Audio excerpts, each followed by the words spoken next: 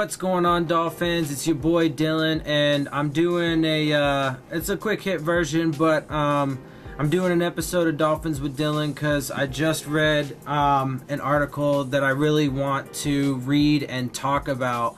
Because I'm a football junkie, I'm a Dolphins junkie, so I'm sitting here, I'm rewatching the game again, and, I paused the game so I could read some Dolphins articles. I don't know what the hell's wrong with me. Anyway, so, I read this article, and it actually came out yesterday, but I hadn't, seen it, but it was, Andy Cohen's AC in the AM, from Dolphins.com. He's a writer on Dolphins.com. And its leadership comes in many ways. I really wanted to read this article to you guys because this team really has some special elements to it. And I've been saying it for a while. Gase has been saying it for a while. The culture of the team matters.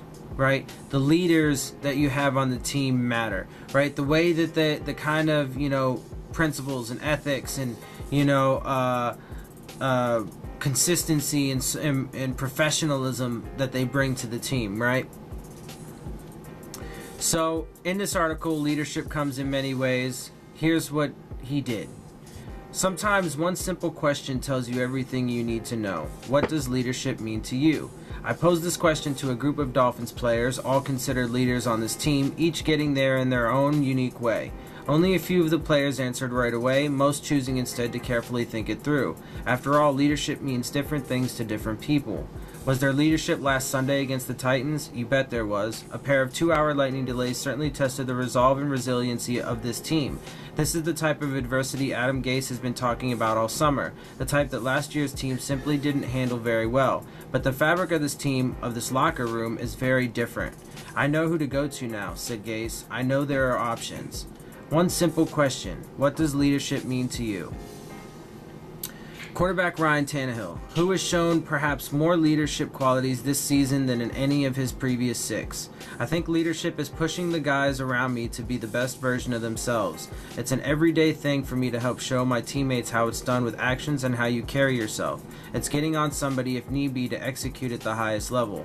I've been around some really good leaders in my life, not only in football but also in business and really in all aspects. You watch how successful they are and the discipline they show to be the best. That's something I try to give back to my teammates. But you were never there as a leader. You have to constantly try to grow into that role. Center Daniel Kilgore. My dad has worked in a paper mill for 38 years in Kingsport, Tennessee. Still works there today. Never complained and always showed up on time. Didn't really talk very much. Just went to work every day. That's the leadership I grew up knowing. Long snapper John Denny. The oldest player on the team, just doing everything you expect from everyone else. How can I expect them to do something I wouldn't do? That means being pro, not just on Sundays, but on all levels. Safety Walt Aikens, a special teams captain in the opener. It means trying to inspire younger players. It means bringing the juice every day because if you don't bring it, how can you expect them to bring it? It's not as much about telling as it is showing. Cornerback Bobby McCain, the longest tenured cornerback on the team at only 25 years old. Leadership doesn't have an age to it. You earn that status every day. Just do all the little things well. That's what I try to preach. We only have 2 rules here. Be on time and do your job. That's the message I spread, and as I look around this locker room, I see young players who will someday be leaders, who are almost there now. Guys like Minka and Tankersley.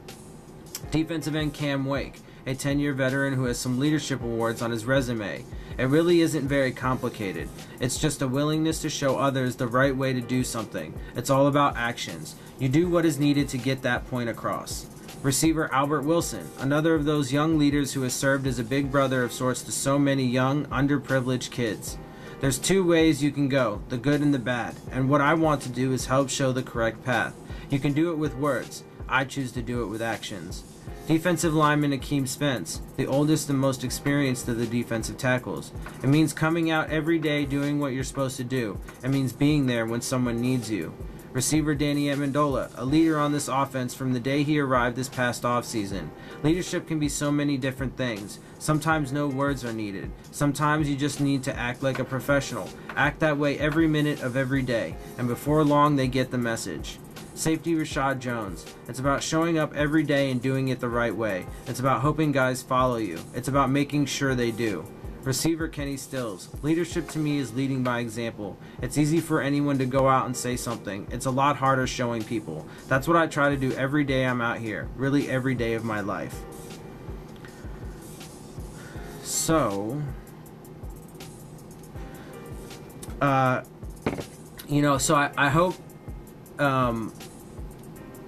hope really that by me, reading that, giving that to y'all, I hope you guys kind of get the same feeling, the same sense that I got from it. And that is the feeling and sense that I got from it is, that this, this culture that this front office, wanted to initially start to build a couple years ago when they hired Adam Gase, and then he has been systematically, doing over the past couple years. This is now his third year. I think it really is finally starting to take, hold, right? The seed was planted a few years ago. It has sprouted. It's got some roots. It's got a trunk. It's the trees growing, right? Whatever. Metaphors, stuff like that. So, but it really shows up in, that was like 10 players on the team or so, right? And a lot of the prominent leaders that we all know about. Some of them that are, maybe not quite as expected, right? But it's good. It really shows that, this team is a team. It is a family, a unit, a brotherhood, right? And that they, hold each other accountable, and that they are there for each other, right? That it doesn't matter. They are gonna, fight and scratch and claw, and they are going to just like in 2016, that team, right? Obviously last year was a complete mess. Everything that could go wrong did go wrong. But, this year I think that there were a lot of, unexpected and crazy changes that were made. All of those people that everybody loves to talk about that, we lost, whatever. But, I really do think it was for a reason. And I think that was some of the final, because, Ndamukong Suh and Jarvis Landry and Mike Pouncey, right? Those were team leaders. And not so much Pouncey. Pouncey was definitely better at it. But Suh and, Landry were definitely, they weren't really birds of a feather, right? They didn't really flock with the rest of the team. They did things kind of on their own. They were, so, and Jarvis wanted to be one of the highest paid players on the team. Suh definitely was. So, it wasn't worth it. They weren't bringing that same kind of thing that, like, Frank Gore and Danny Amendola bring, right? That kind of, true professional veteran leadership that is needed, and, acts as that cohesiveness, that glue that really binds them all together. And this team is, like I said, they are a brotherhood. They spend a lot of time together, by all reports, right? They spend a lot of time together. Like Tannehill. So, real quick, I read another article about, and I was listening to predictions and stuff about the game coming up. And, some people think the Jets are going to win. Some people are all high on them because everything they did. I've said before, it wasn't them. Sam Darnold was good. He wasn't spectacular, And the only reason why the Jets defense got 5 picks was because Stafford and the Lions were just trash. So, but anyway, point is though, is there was a quote that, it was from Todd Bowles even. And so the quote was something along the lines of, he's, he doesn't act his age when he's on the field. Like, he acts older, right? He's more mature, he's poised. But he said that, you know, off the field, he's still a 21-year-old kid.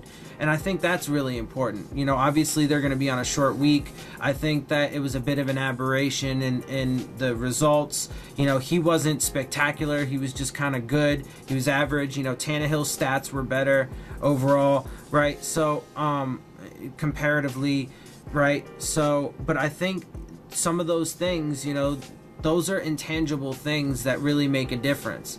So, you know, on Monday night, the Jets played, right? So, but on Monday, Gase gave the team the day off, and Tannehill calls in the offense.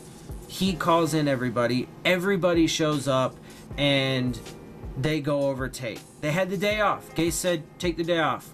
It was a long-ass game, longest in history. Rest up, you know. We'll come back in, whatever, Wednesday to practice, because I think Tuesday is a day off as well, right? So, but Tannehill, being that you know, that leader all the time, off the field as well, you know, brought his guys in. And I think stuff like that is really going to make a difference. I think we are definitely going to win this game. And everything so far, everything, you know, I keep feeling better and better about it, and better about this team. So I'm super excited. I'm super optimistic. I can't wait to make my preview video. I'm gonna do that for you guys tomorrow, as I told you. But you know, I wanted to talk about this because it made me feel really good. But I want you guys, you know, other Dolphins fans, to really get behind the team, you know, and feel about them the way I do, because I do feel very good about, you know, how everything is shaping up from all aspects. It was disheartening that, you know, Josh Sitton is going to be on IR, but I feel very confident that Ted Larson will do plenty fine this week, and the coaching staff and front office will figure out something. They will have a plan, and they will get it sorted out. Anyway, so I hope you guys like the video. Hope you guys liked the article and the report and the things that the guys had to say. Excuse me. You know, and if you did, hit the subscribe button, hit the like button, share it with your friends, questions, comments, concerns, all of that. And I will see you guys soon. Fins up.